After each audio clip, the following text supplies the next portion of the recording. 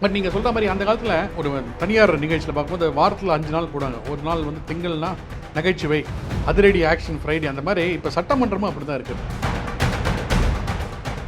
முதல்வர் வாய் திறக்க வேணும்னு ஒரு பேட்ஜெலாம் வச்சுருந்தாங்க. இதெல்லாம் தேவையில்லாத விஷயம் இல்லையா? உங்களுக்கு முதல்வர் வாய் திறந்தா என்ன, திறக்காட்ட என்ன, அவருடைய வேலை அவர் பண்ணிட்டு இருக்காரு. வந்து இந்த கட்சி துவங்குவதற்கு முன்னால் போட்ட மாநாட்டில் இலவசங்களே கூடாது அதான் சொல்லுவாங்க ஆரம்பிச்சாரு. ஆனால் இப்போ அப்படி இல்லாமல் போயிடுச்சு. இதுக்கு முன்னாடி நம்ம பார்த்துருக்கோம், ஒரு சட்டமன்றத்தில் வந்து ஜெயலலிதா அம்மையார் இருக்கும்போது எப்படி இப்படி ஒரு கண்ட்ரோலாக இருந்தது நம்ம பார்த்தோம். கருணாநிதி இருந்தபோது எவ்வளோ கண்ட்ரோலாக இருந்ததுன்னு பார்க்கணும். அப்படி இப்போ அந்த கண்ட்ரோல் இல்லை. ஏன்னா இப்போ அவை முன்னவர் பார்க்கும்போது செங்கோட்டையன் தான் இருக்கார். திரு முதல்வர் அவர்கள் வந்து கோட் சூட்டில் வரும்போது நமக்கே ஆச்சரியமாக இருந்தது. நம்ம முதல்வன் படத்தில் பார்த்துருக்கோம், எப்படி அர்ஜுன் வந்து கோட் சூட்டில் வரதை பார்த்துருக்கோம். அது ரியாலிட்டியாக இங்கே பார்க்கும்போது நமக்கு வந்து தாவிக்காக்கு அடுத்த கிட்ட நகர்வு என்னன்னா, தேசிய அளவில் அவங்க இனிமேல் போகணும். 2 கட்சிகள் வந்து அப்படியே தோய்ந்து போய்விட்டோன்னா, ஒன்று கம்யூனிஸ்ட்டு, இன்னொரு பக்கம் மம்தா கட்சியை பார்த்தோம் நம்ம எப்படி பிரச்சனை இருக்குது. ஸோ இப்போ அதுக்கெல்லாம் தேவை ஒரு நெக்ஸ்ட் ஜென்ரேஷன் யூத் அப்படின்னு சொல்லி தேவைப்படும் போது விஜய் அவர்கள். பை தி பீப்பிள் நேயர்களுக்கு வணக்கம். பல்வேறு அரசியல் பொருளாதார சமுதாய பிரச்சாரங்கள் கொடுத்த நிகழ்ச்சியில் நம்மிடையே அரசு விமர்சகர் நவநீத் வந்திருக்கார். வணக்கம் சார். வணக்கம். வணக்கம் ஜெகே சார். இப்போது பட்ஜெட் கூட்டத்தொடர் நடைபெற்று கொண்டிருக்கின்றது. பட்ஜெட் ஆரம்பிச்சிலிருந்து விவாதங்கள் போன்ற விஷயங்கள் பரபரப்பாக ஒரு சினிமாவுக்கும் சற்றும் குறையாத விறுவிறுப்போடு சென்று கொண்டிருக்கின்றது. இப்போ இந்த பட்ஜெட்டை பற்றி எப்படி பார்க்குறீங்க சார்? ஏன்னா எல்லாமே என்ன சொல்கிறாங்கன்னா, இது வந்து ஏற்கனவே அந்த பட்ஜெட்டை அப்படியே ஸ்டிக்கர் ஒட்டி போட்டுக்கிறாங்க சார் அப்படின்னு சொல்கிறாங்க. இது ஒரு 0 பட்ஜெட் சார், இன்னும் கருத்து சொல்ல விருப்பம் இல்லைன்றாங்க. இது எப்படி பார்க்குறீங்க இந்த பட்ஜெட்டை? இப்போது நீங்கள் தமிழக சட்டமன்றத்தை பார்க்கும்போது கிட்டத்தட்ட முதல்ல அதுலேருந்து பார்ப்போமே, கிட்டத்தட்ட 93 புது எம்எல்ஏஸ் இருக்காங்க. இப்போ நம்ம தமிழில் பேசணுமா இங்கிலீஷில் பேசணுமான்றது தெரியாது. ஏன்னா இப்போது நம்ம சட்டமன்றம்னு சொல்லலாம், அப்புறம் வந்து அசம்பிளி சொல்லலாம். ஏன்னா இப்போ அப்படி தான் இருக்குது தமிழக சட்டமன்றத்துடைய கல்ச்சர் அப்படி தான் இருக்குது அப்படின்னு நம்ம சொல்லலாம். அப்படி இருக்கிறது கிட்டத்தட்ட 93 புதிய எம்எல்ஏக்கள் வச்சு ஒரு ஆட்சி அமைக்கும் போது அவங்க என்ன ஆரம்பிக்கிறாங்க, ஃபஸ்ட்டு ஒரு பயிலரங்கம், அது ஒரு இண்டக்ஷன் செஷன் மாதிரி வைக்கிறாங்க. ஸோ அப்படின்னா என்ன அர்த்தம், இங்கே எல்லாருமே புதுசு அப்படின்ற மாதிரி அவங்க ஒத்துக்கொண்டு தான் அதை ஆரம்பிக்கிறனால. ஸோ இந்த பட்ஜெட்டை வந்து கொஞ்சம் நம்ம பொறுத்து இருந்தால் பார்க்கணும். அதாவது டீப்பாக இதுக்குள்ளே போக முடியாது. இல்லை ஸ்டிக்கர் ஒட்டினாலும் சரி ஒட்டலைனாலும் சரி மக்கள் பார்க்க தான் போகிறாங்க. அவங்க கொடுத்துருக்கக்கூடிய வாக்குறுதிகள் இந்த பட்ஜெட்டில் இருக்கா இல்லையா, எப்படி வருதுன்றது. ஏன்னா இன்னும் பல விவாதங்கள் இருக்குது, பல ஒரு துறையோட அதுக்கான ஒரு மானிய கோரிக்கை இருக்குது. அது வரும்போது ஒன்றா நமக்கு வெளிச்சத்துக்கு வரும். இப்போ நமக்கு சொல்லும் போது இப்போது குறிப்பாக பார்த்தீங்கன்னா, இப்போது ஹஜ் பயணத்துக்கு உயர்த்தினது ஒரு விமர்சனத்துக்கு வருது பார்க்குறோம். அந்த மாதிரி சில விஷயங்கள்லாம் கொஞ்சம் கொஞ்சமாக it just tip of the ice break இல்லாமல் இப்போ வந்து ஓப்பன் ஆகுது. இன்னும் நிறைய விஷயங்கள் நம்ம பொறுத்து தான் பார்க்கணும் இந்த பட்ஜெட் செஷன் முடிகிற வரைக்கும். பட் நீங்கள் சொல்கிற மாதிரி அந்த காலத்தில் இந்த ஒரு தனியார் நிகழ்ச்சியில் பார்க்கும்போது வாரத்தில் 5 நாள் போடுவாங்க. ஒரு நாள் வந்து திங்கள்னா நகைச்சுவை, அதிரடி ஆக்ஷன் ஃப்ரைடே, அந்த மாதிரி இப்போ சட்டமன்றமும் அப்படி தான் இருக்கிறது. 5 நாள் 5 வித்தியாசமாக இருக்கிறது. நம்மளே முதல் கூட்டத்தொடர் தொடக்கும் போதே பார்த்தோம், பேரவைத் தலைவர் அவர் சார்ந்த மதம் சார்ந்த ஒரு விஷயமாக பேசி தான் அந்த பேரவைத் தலைவர். ஸோ ஒவ்வொருத்தரும் ஒரு மாதிரி போகிறத நம்ம பார்க்குறோம். ஒரு பக்கம் என்னடானா, விவசாயத்துறை அமைச்சர் வந்து திருப்பதியில் போய் அவர் பட்ஜெட் வச்சுட்டு வந்து அதுக்கு ஒரு குற்றச்சாட்டு வைக்கிறாங்க, விமர்சனம் வைக்கிறாங்க. அதே நிதி அமைச்சர் வைக்கும்போது அவர் கையில் ஜெபமாலை வைக்கும்போது அது அவருடைய விருப்பம்னு சொல்லி இருக்கிற அவங்க கூட்டணியில் இருக்கிற கட்சி தலைவரும் அதை சொல்லும் போது வேடிக்கையாக தான் இருக்குது. அதுக்கு விமர்சனம், இதற்கு வரவேற்புன்ற மாதிரி தான் இருக்கிறது. ஸோ ஒரு ஒட்டுமொத்தமாக பார்க்கும்போது நம்ம இன்றைக்கி பிளேயிங் கார்ட்ஸ் அவங்கக்கிட்ட இப்போ ஒரு ரம்மி இருக்குது, எல்லாமே இருக்கிறது. ஸோ அதனால் அவங்க இப்போது நல்ல வின்னிங் பொசிஷனில் இருக்காங்க. இன்றைக்கி இருக்கிற கலங்கள் போக போக எப்படி இருக்கிறது அப்படின்றது பார்க்கணும். பட் இந்த பட்ஜெட் கூட்டத்தொடர்ன்ற போது ஒரு பக்கம் நீங்கள் சொல்கிற மாதிரி அந்த துறை சார்ந்த வல்லுநர்கள்லாம் அதை பற்றி பேசிட்டு வரும்போது இந்த பட்ஜெட் கூட்டத்தில் நடக்கக்கூடிய இந்த விவாதங்கள், குறிப்பாக முதல்வர் வந்து பேசுகிறதும் அந்த பக்கம் எதிர்க்கட்சி தலைவர் அவர் பேசுகிறதுலாம் ரொம்ப வேடிக்கையாக இருக்கிறது. அது கூட பரவாயில்ல, மரியாதைக்குரிய ஆதவ் அர்ஜுனா அவர்கள் வந்து ஒரு தடவை பேசினாங்க, நல்லா இருந்து கேட்குறதுக்கு உங்கள் அப்பா காணுன்றதை திரும்ப அதையே சொல்கிறது ஒரு அருவருத்தக்க பேச்சாக இருக்குது. ஏன்னா அந்த சட்டசபைக்குன்னு ஒரு கண்ணியம் இருக்கிறது, அது ஒரு ரெஸ்பெக்ட் இருக்குது. ஏன்னா இதுக்கு முன்னாடி நம்ம பல இது பார்த்தோம். ஒன்றும் இல்லை, இதுக்கு முன்னாடி அம்மையார் இருக்கும்போது திரு விஜயகாந்த் அவர்கள் நாக்கை கடித்து வந்ததுக்கு அதுக்கு அவருடைய விளைவு என்னன்றது நம்ம பார்த்தோம். அப்புறம் தேமுதிகன்ற ஒரு கட்சியே வந்து இல்லாமல் அளவுக்கு அது வந்து போயிடுச்சு. ஸோ அதனால் இது ஒரு ஜஸ்ட் ஒரு ஸ்டார்டிங் பாயிண்ட் ஆகுதான். இதில் பார்த்தீங்கன்னா, இந்த ஆரம்பிப்பதற்கு முன்னாடியே, சட்டசபை ஆரம்பிப்பதற்கு முன்னாடி பல்வேறு நிகழ்வுகள், அது ஒரு மார்க்கண்டேயனோட அரெஸ்ட்டு, அதுக்கப்புறம் வந்து இவரோட உதயநிதி ஸ்டாலின் அரெஸ்ட்டு. ஸோ இது போன்ற நிகழ்வுகள் வந்து இதை அடுத்து தான் இது நடக்கும்போது நிறைய பரபரப்பு அப்படிலாம் எதிர்பார்த்தாங்க. பட் அந்த அளவுக்கு பரபரப்பு இல்லை. நேற்று பார்த்தீங்கன்னா மார்க்கண்டேயன் வந்து நான் மன்னிப்பு கேட்குறேன், ஏன்னா வந்து உதயநிதி ஸ்டாலின் கனிமொழிலாம் கண்டிச்சாங்க நீ அப்படி பேசுனேன்னு சொல்லி நான் மன்னிப்பு கேட்டுருக்கேன். ஏன்னா அதில் மன்னிப்பு கேட்காம இருந்தானா உரிமை மீறி குழுவில் போயிருக்கும், இல்லைனா வாக்கெடுப்பில் ரெண்டுலேயும் அவர் தண்டிக்கப்பட்டிருப்பார். கரெக்ட். ஸோ டப்புன்னு மன்னிப்பு கேட்டு முடிச்சிட்டார். ஸோ உதயநிதி ஸ்டாலினோட அந்த பிரவேசம் ஜெயிலுக்கு சென்று வந்து மாபெரும் விஷயம்னு சொல்லப்பட்டது. ஸோ இந்த 2 விஷயங்களுக்கு அப்புறம் தான் இது தொடங்குது. ஸோ இதை எப்படி பார்க்குறீங்க இந்த உதயநிதி ஸ்டாலினோடது பார்த்தீங்கன்னா அது அவர் நம்மளே பார்த்தோம். அந்த அவர் இருக்கக்கூடிய அந்த கூட்டத்தில் வந்து ஒரு பேரை சொல்லி அதை பேசும்போது அவருடைய எல்லையை மீறி அவருடைய அந்த எதிர்க்கட்சி தலைவன்ற ஒரு பொறுப்பை மீறி அவர் பேசினது தான். அது அன்எக்ஸ்பெக்டட் தான். அதற்கான ஒரு விளைவை தான் அவர் சந்திக்கிறாரு. ஆனால் இது நமக்கு ஒரு ஆச்சரியமாக இருக்கிறது, இந்த அரசு உடனே துடிப்போட செயல்பட்டதை நம்ம பார்க்குறோம். இதுக்கு முன்னாடி திமுகவில் இருக்கும்போது இந்த மாதிரி பல பேச்சுகள், கொச்சையான பேச்சுகள்லாம் வந்தப்போ நிறைய பேர் கம்ப்ளைண்ட் கொடுத்துருக்காங்க. இதுக்கும் ஒரு பெருசாக ஒரு ஆக்கப்பூர்வமான நடவடிக்கையோ இல்லை வந்து கைது நடவடிக்கையோ இல்லை, மாறாக குறிப்பாக அதாவது இந்துத்துவா சம்பந்தமான சில அமைப்புகள் வந்து குற்றச்சாட்டு வைக்கும், அவங்கள போய் கைது பண்ணுறது நம்ம பார்த்தோம். குறிப்பாக சவுக்கு சங்கர் அவர்களுக்கு பிரச்சனை வந்தப்போ அது கூட பெருசாக ஒரு திமுக வந்து அலட்சிய போக்கில் இருந்ததை நம்ம பார்க்குறோம். அப்படி பார்க்கறச்சு தாவேக்கா அரசு அட்லீஸ்ட் ஒரு எங்களால் முடியும், நீங்கள் பேசுனீங்கன்னா அதுக்கு ஒரு எதிர்வினை இருக்குன்றதை மக்களுக்கு இன்றைக்கி புரிய வச்சுருங்க. நீ அவங்க சொல்கிற மாதிரி அவங்க கட்சியில் எப்படி இருக்காங்க, அது அவங்க கட்சிக்குள்ளே இருக்கக்கூடிய அடுத்த கட்ட எம்எல்ஏக்கெல்லாம் எப்படி பேசுவாங்க, இன்னும் கிட்டத்தட்ட 4-5 வருஷம் இருக்க போகுது அவங்களுக்கு. அதை பொறுத்து இருந்தால் பார்க்கணும். பட் அதாவது ஒரு டெக்கோரம், அதாவது நம்ம சட்டசபை அப்படின்ற போது ஒரு லெஜிஸ்லேட்டிவ் அசம்பிளின்ற போது டெக்கோரம் நம்ம எக்ஸ்பெக்ட் பண்ணோம். அந்த டெக்கோரம் இப்போ இல்லைன்றது தான் நமக்கு டெஃபினட்டாக தெரியுது. 2 பக்கத்துலையும், குறிப்பாக திமுக பக்கத்துலையும் பார்க்கும்போது அவங்க முதல்வர் வாய் திறக்க வேணும்னு ஒரு பேட்ஜெலாம் வச்சுருந்தாங்க. இதெல்லாம் தேவையில்லாத விஷயம் இல்லையா? உங்களுக்கு முதல்வர் வாய் திறந்தா என்ன, திறக்காட்டா என்ன, அவருடைய வேலை அவர் பண்ணிட்டு இருக்காரு. அவர் சொன்ன வாக்குறுதியில் முதல் வாக்குறுதி அந்த சிங்கப்படை அமைக்கப்படும்ன்றாரு, அமைக்கிறாரு. அப்படி இருக்கிறச்சு நீங்கள் கொஞ்சம் பொறுத்து இருந்தால் பார்க்கணும். இது மாறா நீங்கள் யோசிச்சு பாருங்கள், ஸ்டாலின் அவர்கள் முதல்வராக இருக்கும்போது எடப்பாடி பழனிசாமி அவர்கள் எப்படி எதிர்க்கட்சி தலைவராக செயல்பட்டாங்க. ஸோ அந்த ஒரு கண்ணியம் இருக்குது. எதிர்க்கட்சி தலைவர் எடப்பாடி பழனிசாமி அவர்கள் கொஞ்சம் வந்து அப்படி அந்த அவருடைய டோன் ரைஸ் பண்ணி அவருக்கான அரசியல் நாகரிகத்தோடு அவர் பேசினார். இன்றைக்கி உதயநிதி ஸ்டாலின் அவர்களும் நம்மளுக்கே தெரியும், ஒரு வாரிசு அடிப்படையில் வந்தவர் தான் அவர்.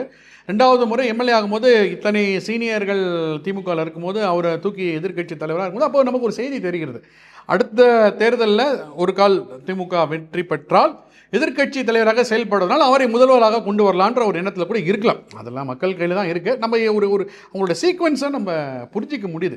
அப்படிங்கிறச்சு உதயநிதி ஸ்டாலின் அவர்கள் ஒரு பொறுப்பான எதிர்க்கட்சி தலைவராக இருந்து செயல்பட வேண்டிய இடத்துல நிறைய மிஸ் பண்ணுறான்றதை நான் பார்க்குறேன். ஆக்சுவலாக ரொம்ப நிறைய, அதாவது மிஸ்லீடிங் ஸ்டேட்மெண்ட்லாம் அவர்கிட்ட. இப்போ அவர் நேற்றுக்கு அந்த சட்டமன்றத்தில் பேசும்போது பாருங்கள், அந்த பார்ட்டி ஃபண்டை பற்றி பேசும்போது அவரே சொன்னார், திரும்ப அதுக்கு பதில் வந்து அவருக்கு தான் வந்து எதிர்வினை உடனே நடந்து விட்டது சட்டமன்றத்தில். அதை ஒருத்தர் நான் பேசும்போது அப்படி பேசினேன், அதான் நான் முன்னாடி சொன்ன மாதிரி அதை ஒருத்தர் அந்த மாதிரி பேசிடக்கூடாது. எதாக இருந்தாலும் ஒரு முன்னாள் முதல்வராக இருக்கும்போது அந்த ஒரு கண்ணியம் இருக்கும். அவருக்கு அப்பா அப்படின்றது தனிப்பட்ட விஷயம். பட் ஒரு முன்னாள் முதல்வன் அப்படின்றது இருக்கும்போது நம்ம கொஞ்சம் கண்ணியமாக இருந்திருக்க வேண்டும். அந்த மாதிரி ஒரு பயிலரங்கத்தில் இதெல்லாம் கற்றுக் கொடுத்தாங்களா இல்லையான்றது தெரியல. எப்படி செயல்படணும்னு சொல்லியிருக்காங்க. ஏன்னா நம்ம முதல்ல பார்த்தோம் 2-3 பேர் பார்த்தீங்கன்னா அவங்களுடைய அந்த அப்பாயின்மெண்ட், அதாவது எம்எல்ஏக்கான அப்பாயின்மெண்ட் இதை எடுத்துகிட்டே வராமல் சட்டமன்றத்துக்கு வந்து நீங்கள் போய் நாளைக்கு எடுத்துகிட்டு வாங்க அப்படின்னு சொன்னதெல்லாம் பார்த்தோம். ஸோ அவங்கெல்லாம் ஒரு லேர்னிங் கர்வில் தான் இருக்காங்க. பொறுத்து தான் பார்க்கணும். இல்லை, இன்னொரு விஷயம் பார்த்தீங்கன்னா பட்ஜெட்டே வந்து மிகப்பெரிய பற்றாக்குறையெல்லாம் சொல்லப்பட்டது. ஏற்கனவே வந்து அவங்க வந்து கஜானாவை காலி பண்ணிட்டு போயிட்டாங்க, ஒன்றுமே இல்லைன்னு சொன்ன போது இப்போ பார்த்தீங்கன்னா மாமன் சீர் அது ஒரு தொகையை அறிவிச்சிருக்காங்க. அண்ணன் சீர் அது வந்து ஏற்கனவே ஜெயலலிதா அவரோட தாலிக்கு தங்கம் திட்டம் தான். ஸோ ஏற்கனவே இது போன்ற பொருளாதார பட்ஜெட்டுக்கெல்லாம் கொண்டு வரதுனால இன்னும் வந்து பிரச்சனை இருந்துக்கிட்டே தானே போகுது சார். இப்போது திமுகவுடைய தேர்தல் அறிக்கையில் நீங்கள் எடுத்திங்கன்னா முதல்ல இந்த மகளிருக்கான உரிமை தொகை அப்படின்னாங்க. அந்த 2.5 வருஷமாக போட்டு எல்லா ஊடகங்கள்லையும் எல்லா எதிர்க்கட்சிகளும் அடித்து கேட்டப்போ கடைசியில் என்ன சொன்னார், தகுதி வாய்ந்த குடும்ப தலைவிகளுக்குன்னு சொல்லி ஒரு கிளாஸை போட்டு அதை கொடுக்க ஆரம்பித்தாங்க. அப்புறம் தேர்தல் முன்னாடி என்ன பண்ணிட்டாங்க, நமக்கு வந்து வருமோ வராதோன்னு சொல்லிட்டு முன் கணக்கா அப்படின்னு சொல்லிட்டு உங்களுக்கு அட்வான்ஸாக போடுறேன்னு சொல்லி வச்சதை பார்த்தோம். இப்போ இவங்க வந்து இதுக்குள்ளே வந்திருக்காங்க. இப்போ ஒரு விஷயம் நல்லா தெரிஞ்சுங்க, தமிழ்நாட்டில் வந்து இந்த மாதிரி இலவசம் சொல்லலாம், இல்லை வந்து உரிமை சொல்லலாம், இல்லை மானியம் சொல்லலாம். ஆனால் இதுதான் இன்றைக்கி தமிழ்நாட்டில் ஒரு பெரிய ஒரு என்ன சொல்கிற ஒரு ஸ்க்ரீன் பிளேவாக இருக்குது. என்ன பார்த்தீங்கன்னா விஜய் வந்து இந்த கட்சி துவங்குவதற்கு முன்னால போட்ட மாநாட்டில் இலவசங்களே கூடாது அதான் சொல்லுவாங்க, அப்படின்னு ஆரம்பிச்சாரு. ஆனா இப்ப அப்படி இல்லாம போயிடுச்சு. அதான் சொல்ல அதாவது திமுக தலைவர் சொல்லுவார், எங்களுடைய இந்த கிங் ஹீரோவே எங்கள் தேர்தல் அறிக்கைன்ற மாதிரி.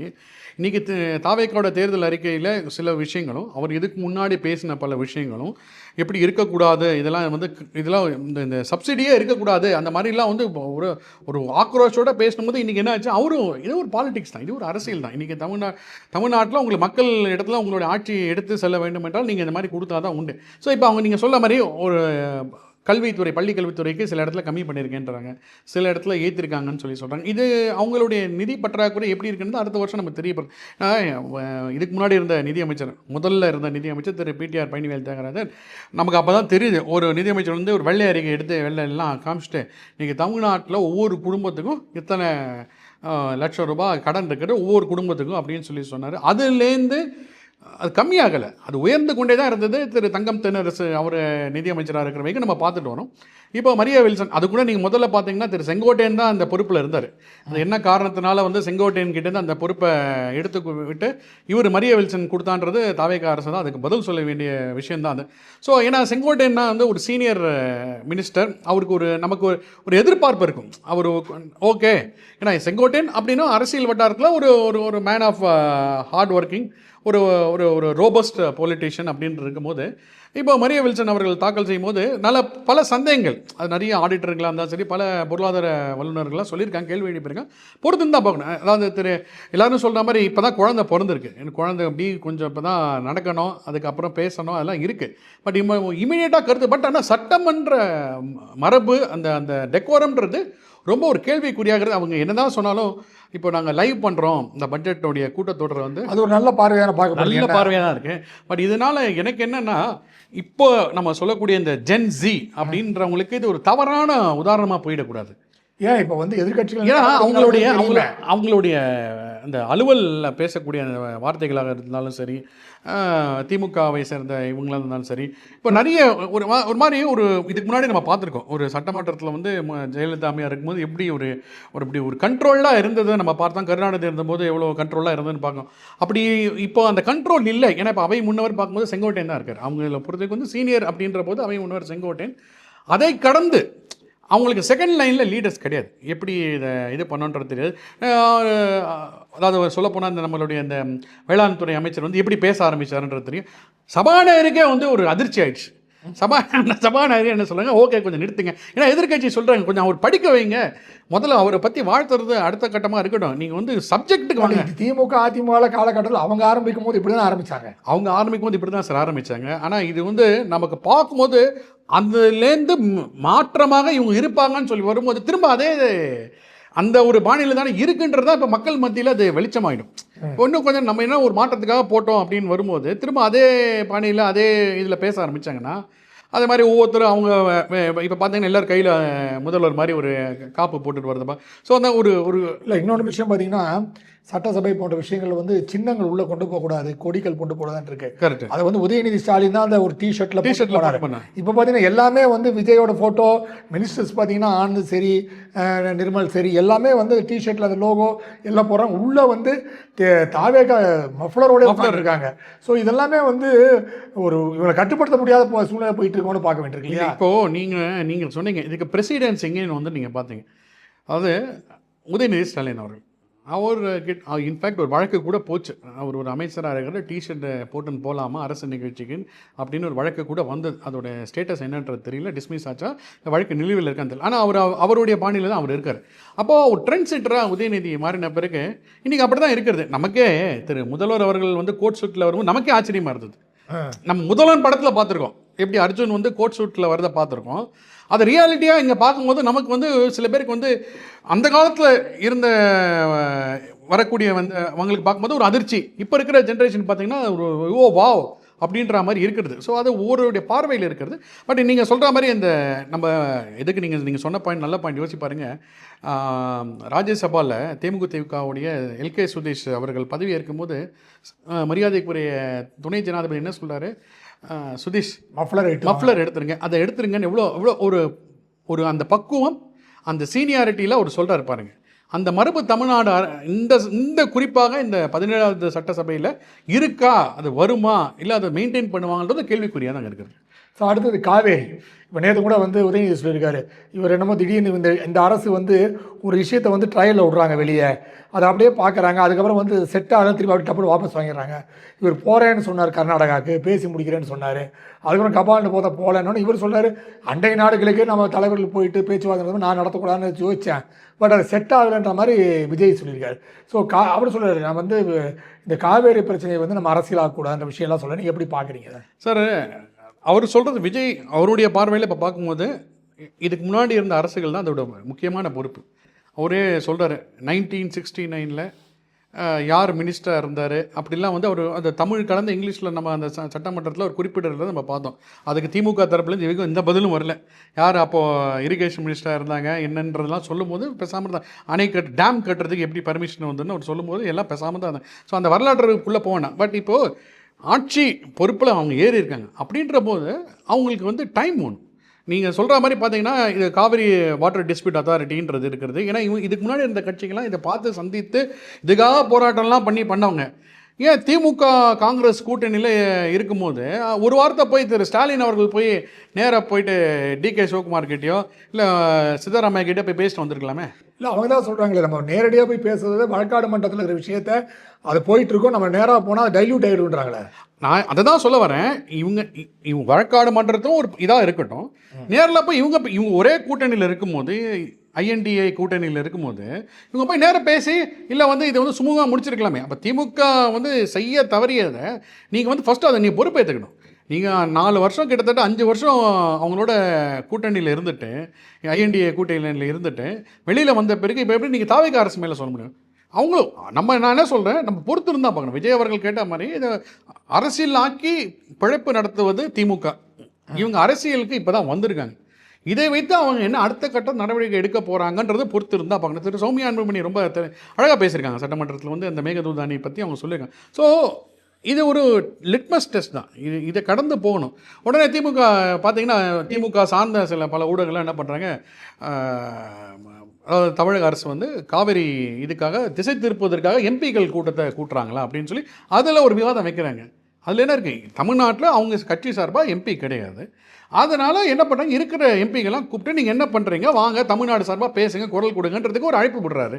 இல்லைன்னா தவறு இருக்குன்றது. அவர் காவேரி பற்றி இல்லாமல் டீலிமிட்டேஷன் தான் சொல்கிறார். ஏன்னா திமுகவும் அதிமுகவும் டீலிமிட்டேஷனை பற்றி இன்னும் பெருசாக அவங்க முடிவு பண்ண இடத்துக்கு திமுகவே இப்போ பாஜக பக்கம் தான் டீலிமிட்டேஷன். ஆமாம். ஸோ இன்னைக்கு டீலிமிட்டேஷன் கூட்டத்துக்கு வந்து ஒருவேளை திமுக இக்கட்டான சூழ்நிலை கொண்டு வரணுன்றதுக்காக தான் இந்த மீட்டிங் நடக்குதோன்ற ஒரு அச்சமும் இல்லாத படுறாங்க திமுகவும். இல்லை, அதாவது நீங்கள் சொல்கிற அது ஒரு யூகம் தான். அது டீலிமிட்டேஷனுக்கு ஒரு பக்கம் திமுக பாஜக ஆதரவு. பட் இப்போ இருக்கிற கல நிலவரத்தில் பார்த்தீங்கன்னா திமுக தான் முதல்ல அந்த டீலிமிட்டேஷனுடைய அந்த நகலில் எரித்தது. ஆனால் அந்த விஷயத்துக்கு கூட நீங்கள் பார்த்தீங்கன்னா ஒரு பெரிய வரவேற்பெல்லாம் இல்லை அந்த போராட்டத்துக்கு. அந்த டீலிமிட்டேஷனுடைய பில்லு வந்து அப்போ இருந்த முதல்வர் எரிச்ச மூலம் கருப்பு கொடிலாம் ஒன்றும் பெரிய அளவில் ஒரு தமிழ்நாட்டில் ஈடுபடலை. ஏன்னா மக்கள் அதெல்லாம் பெருசாக ஒன்றும் பார்க்கல. அது ஸோ டீலிமிட்டேஷன்றது வந்து இப்போ ஏன்னா இவங்களுக்கு ஒரு பாயிண்ட் ஒன்று ஏதாவது ஒன்று பேசுறது. இப்போது தாவேக்காக்கு அடுத்த கட்ட நகர்வு என்னென்னா தேசிய அளவில் அவங்க இனிமேல் போகணும். இப்போது பார்த்தீங்கன்னா பொறுப்பில் தேசிய அவங்களுடைய ஸ்போக்ஸ் பர்சன்லாம் அப்பாயிண்ட் பண்ணும்போது தேசிய அளவில் இப்போ இந்த கட்சி எப்படி அடுத்த கட்டத்துக்கு எடுத்துகிட்டு போகணும். ஏன்னா இப்போ பக்கத்தில் புதுச்சேரியில் அவங்களால தடம் பதிக்க முடியல, இனி அடுத்த புதுச்சேரியில் தடம் பதிக்கணும். தேசிய அளவில் போகும்போது இன்றைக்கி நேஷ்னல் லெவல் சப்ஜெக்ட் ஏதாவது எடுத்தால் தான் அவங்களுக்கு விசிபிலிட்டி வரும் அப்படின்ற ஒரு எண்ணத்தில் இருக்கலாம். பட் எதாக இருந்தாலும் இட் இஸ் ஜஸ்ட் இப்போ நம்ம அந்த குழந்தை பிறந்து ஒரு அது என்ன சொல்லுவாங்க இன்குபேட்டர்லேருந்து வெளில வந்திருக்கு. இப்போது இனிமேல் தான் நம்ம பொறுத்து இருந்து பார்க்கணும். ஆனால் இது ரொம்ப சேலஞ்சிங்கான டைம். ஏன்னா பார்த்தீங்கன்னா இதுக்கு இருக்கக்கூடிய எதிர்க்கட்சிகள் பல வருஷமாக எதிர்க்கட்சியாகவும் இருந்திருக்கிறது, ஆளுங்கட்சியாகவும் இருந்திருக்குது. ஸோ ஒரு நல்ல ஒரு டஃப் ஃபைட்டு. பட் நம்ம ஏற்கனவே சொன்ன மாதிரி இந்த டெக்கோரம், அந்த மாண்பு, அந்த மரபை வந்து 2 கட்சிகளும் பார்க்கணும், மெயின்டைன் பண்ணணுன்றது தான் என்னுடைய பாயிண்டாக இருக்குது. இல்லை, இப்போ பார்த்தீங்கன்னா இப்போ கூட்டணி இப்போ திருமாவளவன் ஒரு பக்கம் அந்த பக்கம் இப்போ பேசுகிறாரு, இந்த பக்கம் பேசுகிறாரு, கம்யூனிஸ்ட் ஒரு பக்கம் இந்த பக்கம் பேசு அந்த பக்கம் பேசி இதே தாவேக்காக ஒரு பெரிய இக்கட்டான சூழ்நிலை இருக்குது. அதெல்லாம் வந்து வருகின்ற இடைத்தேர்தலில் வந்து எல்லாத்தையும் தள்ளி விட்டு காங்கிரஸையும் பாமக மட்டும் வச்சுக்கலாம் அப்படின்னு பிளான் பண்ணுறாரு விஜய் அப்படின்ற விஷயம் சொல்லப்படுது. ஸோ இது வந்து இந்திய கூட்டணிக்கு போகிறதுக்கு இன்னும் சரியான காரணம் கிடைக்காம விஜய் சுற்றிட்டு இருக்காரு, அவர் போகிறதுக்கு விருப்பப்படலான்றாங்கன்னு எப்படி பார்க்குறீங்க இதை?